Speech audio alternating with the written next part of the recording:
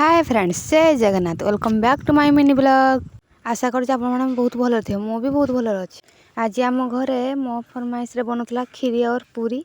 आज हठात इच्छा है तो मम्मी की कहली खीरी पूरी कर दियो। ये मम्मी डिक्ची घी और पानी दे देते आठ मो मम्मी खीरी चाउल पाचुरुले मो मम्मी तेजपत्र और चाउल दे देते गलापर क्षीर देते मम्मी चीनी दे देते जी मीठा लगे से अनुसार आम झीटा भार कहला पूरी बना मोर काम वीडियो बनवा और मो मम्मी मिल्क सेक पकई खाली पकाउले किसमिश देन ये रेडी होता आम खीरी आउटे प्रिपारेसन चलला पूरी और ये देख के सुंदर पूरीटा फुलुला और ये रेडी होता आम खीरी आ पूरी खीरी पूरी हो सारापर ये फास्ट मु टेस्ट कर बहुत भल था।